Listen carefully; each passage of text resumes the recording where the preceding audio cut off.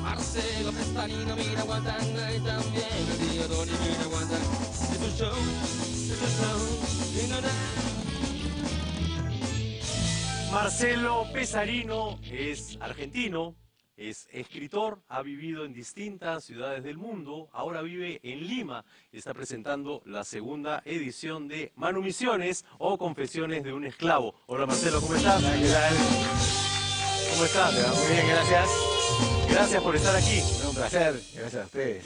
Segunda edición de este libro que fue un éxito cuando lo editaste, lo publicaste en la Argentina en el 97, ¿verdad? Sí, la primera edición es del año 97.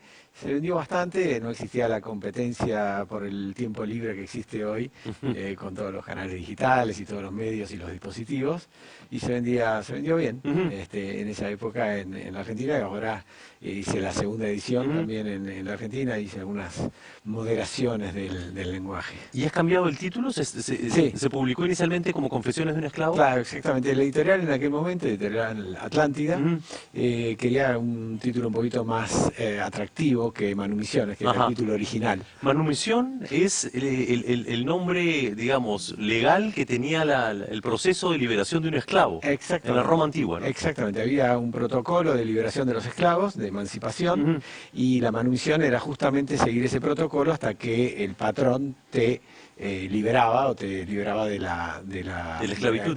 ¿Y por qué razón liberaban a un esclavo de la...? Era bastante excepcional, era por los servicios que prestaba, por la calidad de los servicios que prestaba o las especiales capacidades que tenía, ¿no? En este caso es un esclavo lector de una matrona romana y entonces... un esclavo lector. Claro, porque empezaban a leer y justamente empieza a leer con el cristianismo, ¿no? Bueno, sí, en esa época no había tanto alfabetismo, o sea, había mucha gente que era iletrada. Se cree que el 70% de la población era esclava y de el 70% de la población. 1 millón de habitantes tenía Roma en el siglo II después de Cristo, y había poca gente que supiera leer. Y este chico, que era domador de caballos, pasaba siempre por un barrio romano que se llama La Suburra, que todavía hoy existe, ¿no? Eso es lo que tiene de lindo Roma. ¿Cómo se llama? Suburra. Suburra. Sí, que viene de suburbe antigua.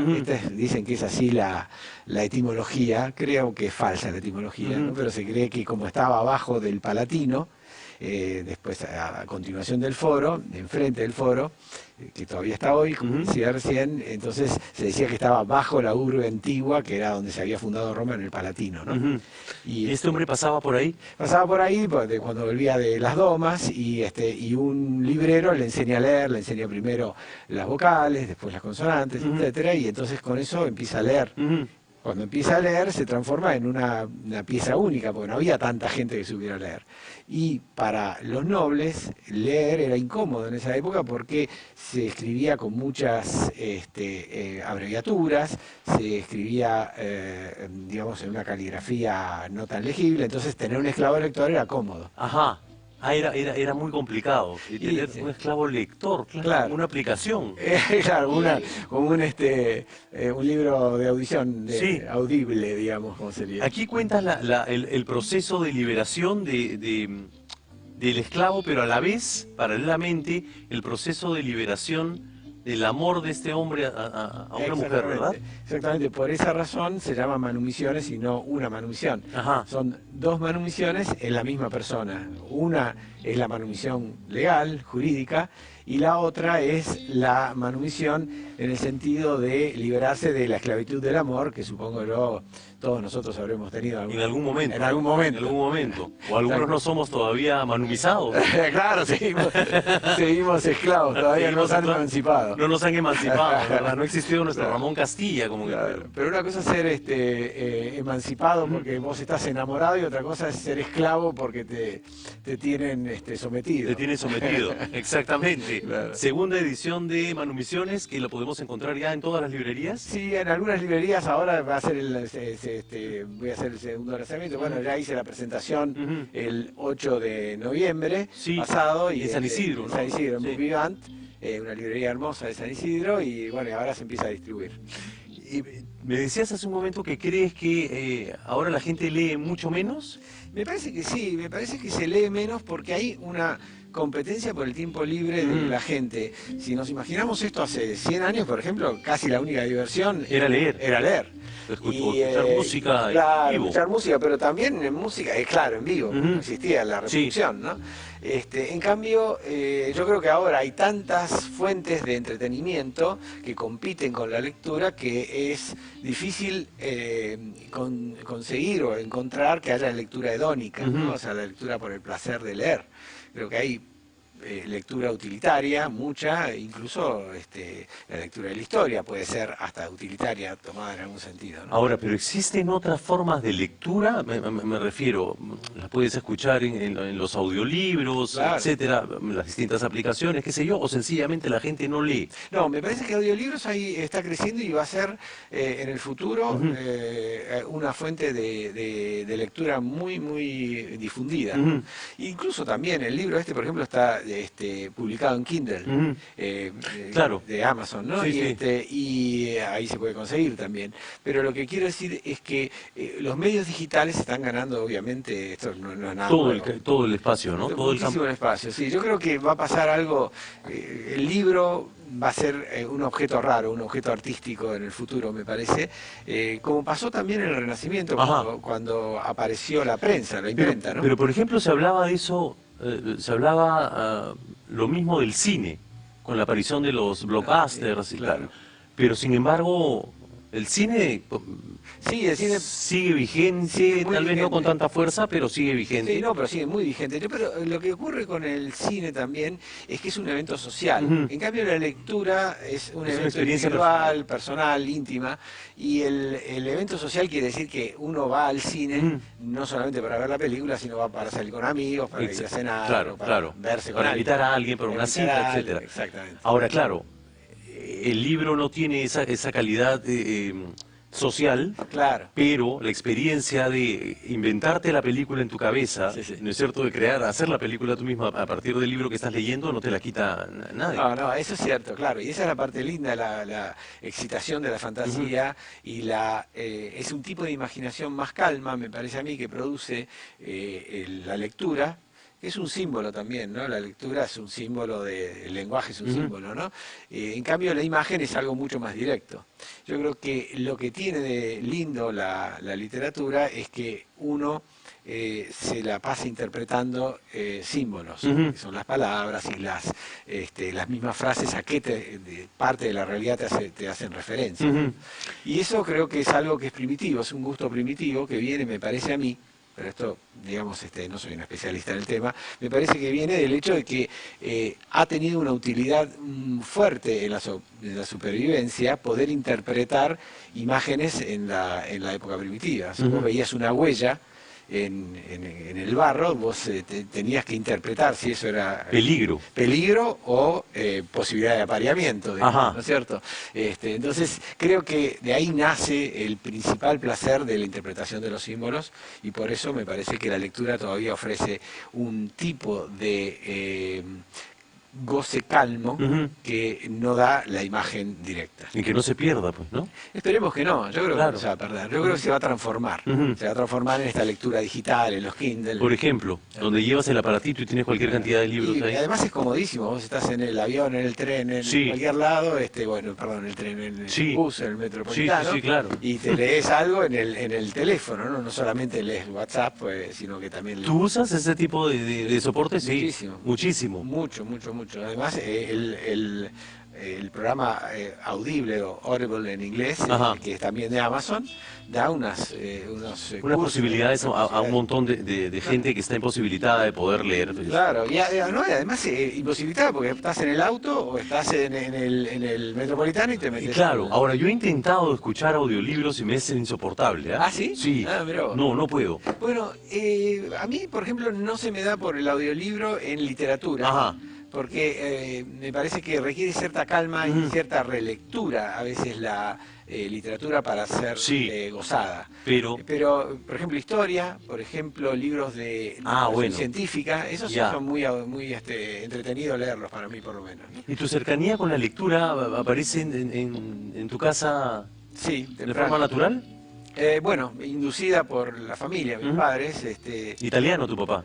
Mi papá es italiano, bueno, fue italiano, Sí. murió ya hace poco, pero sí, era italiano y había una exposición a la cultura en mi casa. Mi madre era extremadamente musical y era una persona con un oído finísimo, que estaba en casa y te decía, esta melodía debe ser de Brahms, o por ejemplo, no sé, te decía, Palito Ortega, eso me parece que es parecido a como se dice, al Happy Birthday.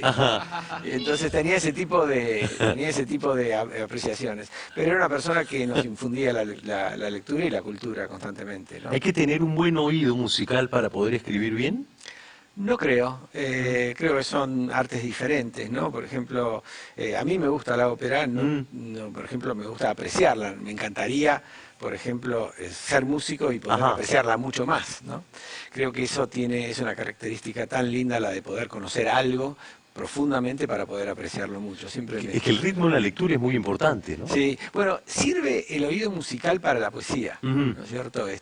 Por ejemplo, los griegos y los latinos tenían unas cadencias en los versos, iámbicos creo que se llamaban, que tenían distintas entonaciones y eran entonaciones preestablecidas en cada verso. Nosotros encontramos la música en los versos hoy con la rima, con las aliteraciones, pero en la época antigua había cadencias específicas que incluso se llevaban el ritmo con los pies. Y por ejemplo, o sea, para que te des una idea, si vos tenías que recitar un verso y decía la palabra corazón, pero como tenía que estar acentuada como si fuera grave, te decían corazón, para que diera con el ritmo, ¿no? Marcelo Pesarino está con nosotros hoy aquí en Guantánamo, lo aplaudimos fuerte y estamos conversando sobre la segunda edición de Manumisiones, su novela publicada en el año 97 y esta segunda edición será igualmente exitosa. Hacemos una pausa y regresamos ahorita, ya venimos. Gracias.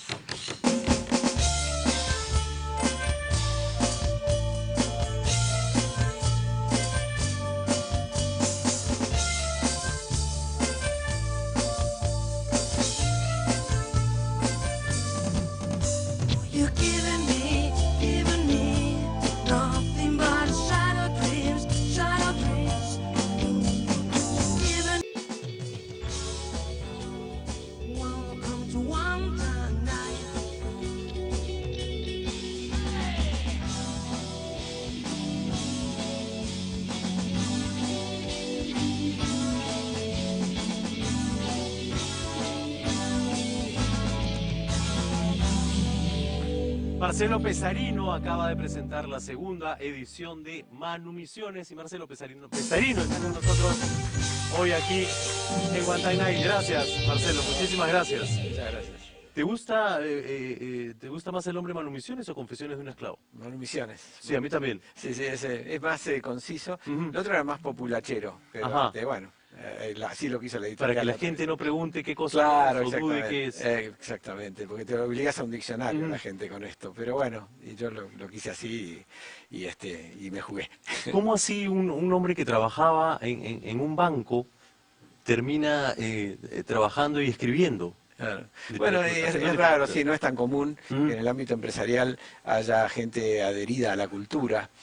Pero bueno, en casa, como te decía anteriormente, me fomentaba mucho esto y me acuerdo siempre conversaciones de chico en las que se admiraba a gente que tuviera universalidad, o sea, que no fuera unidimensional. ¿Cierto? Entonces, por ejemplo, mi papá decía cosas como, por ejemplo, tal tipo, tal persona, tal pata, no sé cómo le dicen ustedes, no creo pata. Sí, un pata. Un pata, no puede ser un buen empresario porque no es culto. Entonces decía, bueno, pero es una cosa que es totalmente distinta, ¿no? Ser entonces, pero se admiraba en general esa visión del hombre universal renacentista, ¿no? Estilo Medici, ese tipo de personajes eran los que se admiraban, y yo después aprendí, o incorporé, digamos así, esa manera de pensar que había en mi casa. Que me parece una forma además estimulante y correcta, ¿no? Sí, creo que hace feliz a uno, ¿no? O sea, me parece que el hombre de una sola huella se hace angosto. En cambio, cuando vos podés gozar de varias cosas a la vez, te haces más voluminoso, me da la sensación. De eso viene tu calificación hacia ti mismo de diletante. Ah, bueno, sí. Yo digo diletante porque no soy un profesional de nada, algo de lo que vivo, digamos, Sí. ¿no? De las empresas en las que estoy yo. Pero yo soy diletante en todo sentido, porque he estudiado filosofía, no terminé Sí. la carrera en Londres porque me tuve que mudar. Seguiste trabajando paralelamente en el banco. Sí, siempre Sí. yo trabajaba en un banco que ya no existe más, que se llama el Banco de Boston, Ujú. que después fue comprado por el Bank of America, etcétera, y me mandaron a Londres en su momento, gracias a una persona que confió en mí en aquel momento, y ahí estudié filosofía un año, después de haberme recibido en la Argentina. Yo digo que es diletantismo lo mío porque no ha sido profesional, ha sido voraz la manera en que yo leía, Ujú. un poco desordenado también en la manera de leer, pero siempre leía y me gustaba un tema y me gustaba profundizarlo, ¿no? Ujú. Después se me apaciguó un poco el amor por la filosofía y empecé más bien a tratar de entender un poco la física y hice mis incursiones en la física cuántica. También. Pero Ya. digamos, Curiosidades. curiosidades. Tenía un profesor de la Facultad Ujú. de Buenos Aires, de la Universidad de Buenos Aires, que venía a mi casa a darme lecciones Ujú. y trataba de entender un poco estos misterios de la física. Y trataste de entender y te apasionan los misterios de la religión, ¿no? Sí, también de chico era Y eso religioso. es peor que la física cuántica. Sí, es es peor. incomprensible. Sí. Yo ya dejé de ser religioso hace muchísimo tiempo, cuando tenía 14 años, pero hasta ese momento fui a un colegio que era católico, me recibí en un colegio católico que se llamaba Instituto Educacional Fátima, de una iglesia que quedaba en el barrio de Martínez, en Buenos Aires, donde yo vivía cerca, y bueno, entonces incorporé algo de eso y en ese momento me llamaba la atención. Después, a los 16 años, leí por primera vez a Bertrand Russell, que fue como una especie de epifanía del conocimiento. Y ahí me transformé en escéptico y después ya en ateo. Tu segunda, ahora sí, ateo.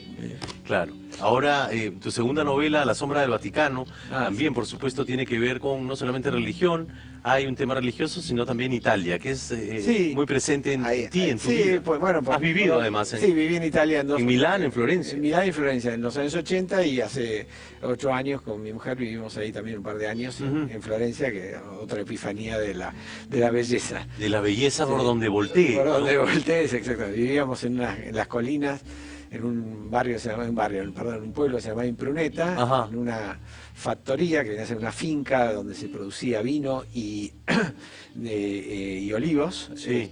y aceitunas, digamos. Y esta finca, bueno, alquilamos una casa allí mientras yo trabajaba allá. Y una felicidad porque veíamos desde nuestro jardín la cúpula Santa María del Fiore, toda una pero cosa lindísima. además de que es un país al que has visitado de niño Sí, mucho, exactamente. Como fui muchas veces a Italia, por tu padre. mis padres sí, también hacían esfuerzos grandes para llevarnos y para, en una época que salían carísimos los pasajes, ¿no? Yo la otra vez hice una conversión. Me acuerdo, una vez fuimos a sacar el pasaje con mi papá en el año 68, no me acuerdo cuánto fue, y fuimos a sacar el pasaje a una agencia de viaje que quedaba cerca de mi casa y costaba $1000 el pasaje, $1000 en el año 68. Una vez hice el recálculo con la inflación, y Sí. son como $20.000 de ahora, ¿no? Mi papá nos Como llevaba... viajar en primerísima. Pero primerísima, mucho más. Sí, claro, Por Japón. eso eran tan largos los viajes, ¿no? Porque tenías que amortizar el costo nosotros íbamos 2-3 meses a Europa. Y pero bueno, sí, era una felicidad, eso. Pero bueno, pero en A la sombra del Vaticano, que lo pienso republicar, o hacer una segunda edición con el nombre original también, Que es, el nombre original era Pasan Cosas. ajá, Porque aludía al hecho de que el mundo no tiene ni dirección, ni sentido, ni significado, nada, y que simplemente pasan cosas. ese nombre me gusta más. A mí también. Pasan cosas. Pasan cosas. Porque además en el Vaticano pasan cosas que no sabemos. Sí, bueno, exactamente. Pero bueno, de eso no trata tanto la novela. La novela trata trata más bien de... Pasan muchas cosas, Ya. pero la novela trata más bien de un filósofo argentino Ujú. que hace una investigación sobre el concepto del alma. Él era religioso y después quiere entender cómo es esta dualidad, esta existencia del alma separada del cuerpo. Después, en la medida que fue estudiando filosofía y además después ciencias, se dio cuenta que alma es mente, mente es cerebro y que está todo dependiendo de la física.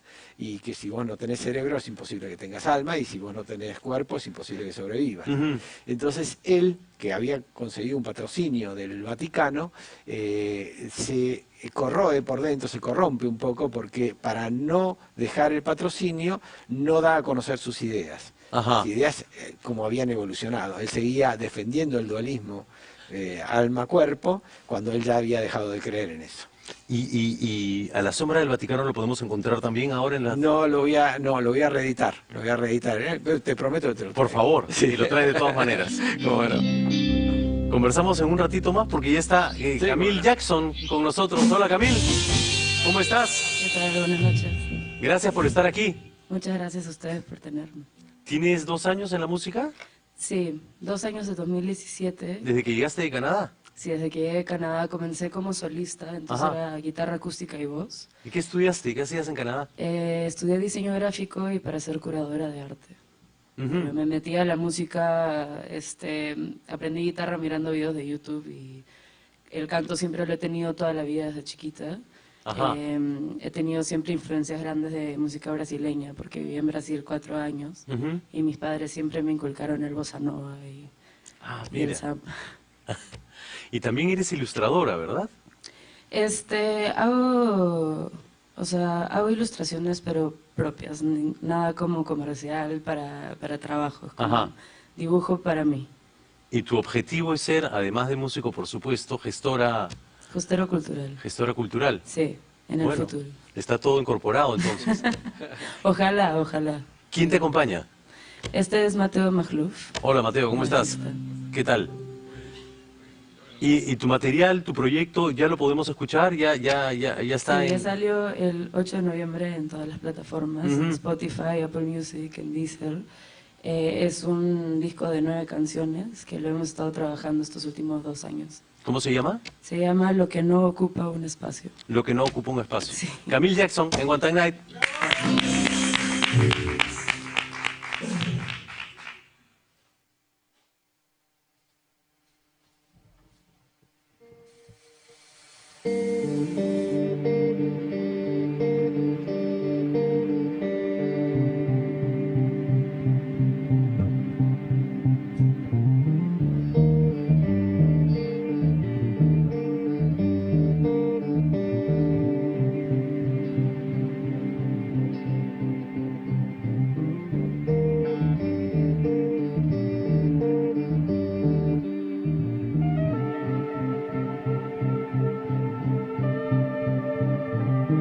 Soy la maleza que crece imprudente.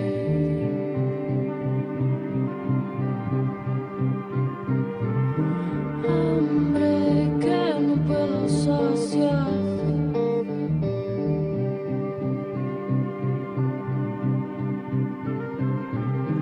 Hierba que mata.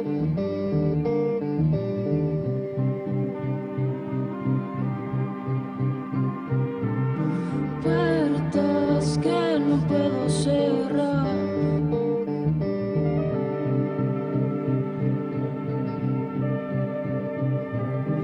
Huiste al este, caminante, pedante, pies al revés. Testigos de mi descuido, nervios de punta y mal hablar.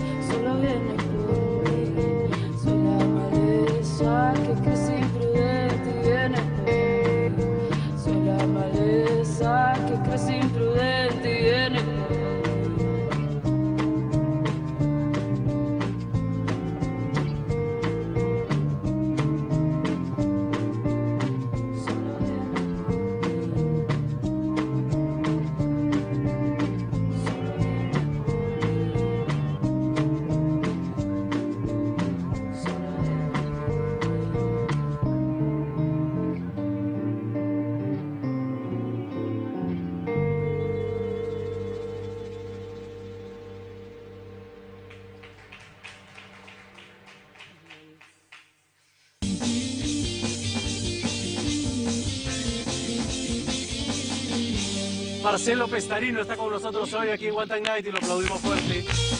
Gracias, Marcelo. Acaba de publicar la segunda edición de Manumisiones. Búsquenla, cómprenla, léanla y esperen porque ahorita viene la segunda edición de A la Sombra del Vaticano, con el nombre que nos gusta más, que es Pasan cosas. Pasan cosas, que me gusta más. Camille Jackson en un ratito también, la vamos a seguir escuchando. Tú publicas la primera vez, y ya casi lo habías olvidado, porque te lo comenté antes de entrar al aire, en el 89, Sí. bajo el seudónimo de La Muerte en la Plaza. Sí, La Muerte en la Plaza es una recopilación de cuentos Ujú. que yo publiqué bajo el seudónimo Pío Clementi. Pío Clementi. Sí. Ah, Pero lo hice porque en esa época trabajaba en bancos y yo era muy joven y escribí esta serie de cuentos y me daba vergüenza, dije, van a saber si en el ambiente este de los bancos, cómo van a recibir esto que yo tengo, digamos... la afición por la... La afición por la literatura, ¿no? Esas inseguridades de joven. ¿Tú crees que bueno, no tienen absolutamente nada que ver, ¿no? No, no. Bueno fuera que muchos banqueros trabajaran, escribieran también. Sí, sería lindo, bueno. Sí. Lo subo. Ujú. Creo que Eliot era Ujú. banquero. Había otro más que ahora no me acuerdo. Ujú. Ah, bueno, hubo un libro sobre mitología griega que escribió Thomas Bulfinch, Ujú. que es muy conocido el libro, que esa persona trabajó en el Banco de Boston en 1800 y pico. Ah, sí, en el mismo Sí, banco. en el mismo banco que yo. En el mismo... Escúchame, ¿ha sido tu inspiración o no? No, para nada. Después me enteré. Ok. Que leyendo mitología griega, este libro famoso, Ujú. que ahora no me acuerdo el nombre, cómo se llama, y el libro, pero esta persona escribió y era banquero al mismo tiempo. Leía un comentario tuyo, no recuerdo dentro de qué contexto, en el que hablabas de qué interesante sería, qué importante sería recrear las neuronas de Shakespeare para sí, poder escribir lo que no pudo escribir. Sí, exactamente. Ese es el cuento, se llama Números Inmensos, Sí. el libro que publiqué el año pasado, que tiene como Es título... el tercer el libro publicado, Sí, ¿no? exactamente. Sí, ese libro, bueno, tiene ese cuento al final Ujú. que lo que hace es recrea digamos, un día dije, ¿cómo puede ser que la gente en el mundo reaccione, que los mercados financieros reaccionen todos para un lado, etcétera? Hay algo que está pasando en la mente de todos los hombres, ¿no es cierto? Y si en algún momento uno pudiera leer o interpretar físicamente qué es lo que ocurre en los cerebros de un hombre Ajá. y de todos los hombres al mismo tiempo, tendría que manejar números inmensos para que se pudiera hacer y tendría que haber computadoras que tengan la capacidad que tiene el cerebro de manejarse en forma paralela. Esas computadoras ya se han creado y se llaman las computadoras cuánticas, ¿no? Ajá. Y estas computadoras pueden generar una lectura paralela que es totalmente distinta a la lectura secuencial que tienen las computadoras normales nuestras, ¿no? Ujú. Y se me ocurrió la idea de que pudiera recrearse el cerebro de Shakespeare o el cerebro de Caravaggio, por ejemplo, para pintar las pinturas que él pintó. Y después dije, bueno, pero también pueden pintarlas, si uno puede crear el cerebro de Shakespeare, puede crear los sonetos o las obras de teatro que él no creó. Ujú. Entonces, porque tenés el cerebro ahí. Es una especie de clonación. Y una especie, claro, exactamente, todo es toda una fantasía Sí. respecto a la posibilidad de que existan como dos especies, una especie que se clona a sí misma, como la de los científicos, y una especie de seres humanos que gozan lo que los científicos clonados producen. Ujú.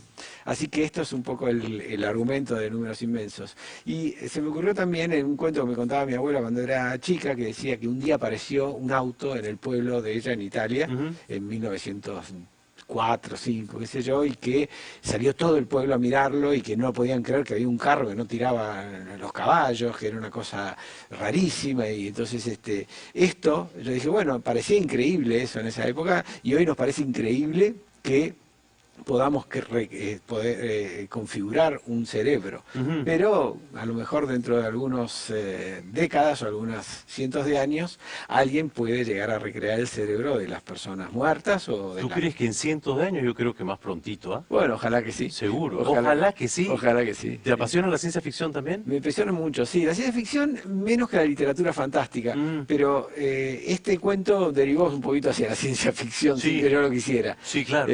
Pero sí, me encantaría que eso ocurriera, ¿no? Tener la posibilidad, no sé, de volver a tener, pues, suponete que vos puedas clonar o puedas reproducir o recrear el cerebro de Dante y vos puedas crear todas las obras que él no creó y gozar de una belleza infinita, ¿no? Dante fue uno de tus primeros acercamientos a la... Sí. Sí, Dante, escuela, ¿no? sí, de casualidad, porque me mandaron a estudiar italiano cuando yo tenía 11 años y mi hermana tenía 13, íbamos los dos con mi mamá a estudiar italiano y nos parecía la cosa más insufrible del mundo. Yo quería jugar a la pelota, quería Ajá. jugar al fútbol. O sea, no te parecía insufrible el idioma, te parecía insufrible la... Insufrible ir, me Claro. decían bañar temprano para tener que ir a la clase de italiano, y me dormía en la clase, me tiraba en el piso. Ah, era un me acuerdo. infierno, Sí, era claro. un infierno, pero había una profesora que era una persona que sabía de apreciación estética. Entonces, por ahí, una vez cada tanto, leía un Canto del Inferno o Canto del Paradiso de Dante y yo entendía algo, entendía el 15%, ponele, de lo que decía, pero después fue una semilla que con el tiempo germinó. Y a mí después, cuando fui más grande, me parecía natural leer a Leopardi, leer a Dante y después a Shakespeare, etcétera, ¿no? Pero Shakespeare es tu escritor, ¿no es cierto? Y sí, Dante y Sobre Shakespeare. Cervantes, sí. Los dos. Sí, Cervantes me gustó muchísimo. Cervantes tiene el defecto que nos lo enseñan, o por lo menos cuando era en mi época, me lo enseñaban en el colegio. Entonces, vos terminás odiando lo que te obligan a, Sí, claro, a estudiar, ¿no? Después cuando lo agarré de grande, ya tenía casi 35, 40, y me leí las novelas ejemplares, además del Quijote, dije, la flauta, esto es Sí, grosso. que grande es, pero Es grande. Pero Shakespeare, ¿qué cosa es lo que tiene Shakespeare que te hace Y bueno, preferirlo ante los otros? Y a mí Shakespeare, por lo pronto, tiene una capacidad de transmitirte escenas de la vida y del poder y de la filosofía, todo junto, y además tenía una cosa maravillosa que era la recreación paulatina de hechos que vos imperceptiblemente te vas dando cuenta de que por ahí estás adentrado en el Julius Caesar de él y decís, la flauta, mira, este tipo sabe de política, sabe de filosofía, sabe de poder, sabe de todo. Sí, ¿no? pero sobre todo sabe del ser humano, ¿no? Sí, el ser humano, el Hamlet, por ejemplo, Hamlet y Julius Caesar son para mí los dos Grandes textos. Los dos grandes textos. Yo a veces me recito a mí mismo. Eso me pasa a veces que en lugar de escuchar música, escuchar un disco, que me encanta la música también, ¿no? A veces digo, me voy a recitar o me voy a releer esta porque no me la acuerdo bien. Suponete el famoso discurso que da Marco Antonio frente al pueblo romano cuando se muere César, ¿no es cierto? Y entonces cuando dice, si tienen lágrimas, prepárense ahora para derramarlas, ¿no? If you have tears, prepare to shed them now. Y entonces se muestra el manto de Shakespeare, de César ensangrentado, y empieza a contar cómo cada cuchillazo o cada daga, cada entrada de la daga, pertenece a alguno de los conspiradores, ¿no? Ahora, claro, el uso de la palabra en Shakespeare es brillante, porque es poesía pura y además es un cuchillo también cuando quiere y tal. Y es curioso que en esa época, en la época en la que representaban sus obras en el globo, exactamente, ¿no? Sean pues las novelas de era la telenovela de la época, la gente aventaba patas de pollo, ¿no? Exactamente, estuve ahí en el globo, ahora lo reconstruyeron. El globo. Sí, claro, lo han reconstruido. Espectacular. No en el mismo sitio, ¿no? Exactamente en el mismo sitio. Sí, con los mismos materiales y todo, de madera, es precioso. Y la gente iba pues a divertirse. Y la gente iba a divertirse, sí, era claro. Bueno, Shakespeare era un genio en todo sentido y además tiene lo que algunos genios tienen, que tienen conciencia de su genio, ¿no? Además. Entonces él estaba perfectamente consciente de que sus versos, sobre todo lo de los sonetos, iban a vivir por siglos, ¿no? Tiene ese famoso dístico final del soneto 17, que es el más famoso, donde hace la comparación de la persona amada con el verano, donde dice, "So long as men can breathe or eyes can see, so long lives this. And this gives life to thee." O sea, mientras haya hombres que respiren y ojos que vean, vivirá este verso, el que él estaba componiendo, y este verso te dará vida a ti, a la persona amada, ¿no? O sea, esa sensación de que cada verso de Shakespeare o cada soneto de Shakespeare es una especie de guante, como decía Manuel Mujica Lainez, el escritor argentino, que vos lo das vuelta de un lado y del otro, y él tenía conciencia de eso. Ya está Camille Jackson ahí en el escenario. Marcelo, pero tú sabes por qué, perdón un ratito, tú sabes por qué los actores decimos antes de empezar cada función, se puede decir de No, noche? no, imposible decir ahorita. ¿Por qué no? No, porque no se puede, pues. No Sí, sé. ¿sabes cómo decimos los actores? Sí, una vida, dale, que no hay nadie que no se Tres. escuche. ¡Mierda! No sabía. Caramba, te dijimos. ¿Sabes por qué es eso? No, no. Porque cuanto más caballos llegaban, significaba que más público. Ah, qué bueno, no Claro, sabía eso. entonces el caballo, a más cantidad de bosta, Claro, claro. más gente había ido y eso era un éxito, ¿no? Exactamente. Bueno, yo pensé que estaba acá con un presentador y que sé yo, pero estoy con un actor, yo no sabía. Sí. Bueno, no sé hasta que me lo acabas de decir. Sí, sí, sí. Camille Jackson con nosotros aquí en Guantán Night. Camille, ¿cómo se llama tu proyecto, el que ya está ahí en las distintas plataformas? Se llama Camille Jackson. No, pero me has dicho que se llama... El disco. Sí. Lo que no ocupa un espacio. Lo que no Ocupa un espacio. ocupa un espacio. Son 9 canciones, ¿verdad? Son 9 canciones así. Todas compuestas por ti. Sí. Bueno, voz y guitarra, bajo lo ha compuesto Mateo, Ujú. sintetizadores y percusión lo ha compuesto Ignacio Magluf, que es su hermano. Ok. Y hemos tenido músicos invitados como Tete Leguía, que es un bajista súper conocido en el mundo independiente y experimental. Ujú. Nicolás Saba, que toca con Canaco y el Tigre, Nico Saba. haciendo coros en una de las... justo esta canción que vamos a tocar. Julio Ariel Pereira, un percusionista increíble, y Omri Nuri, que es un saxofonista. Queremos escucharte. Camille Jackson.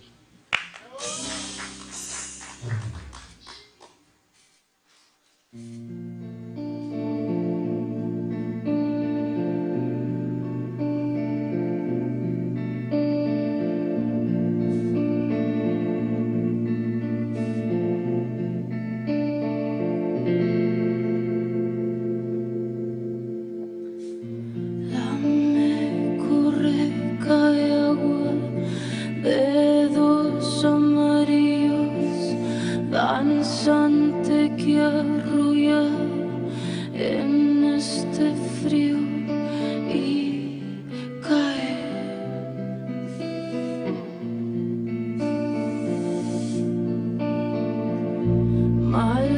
Malversados y en desasosiego, inventos míos, no lo niego y cae.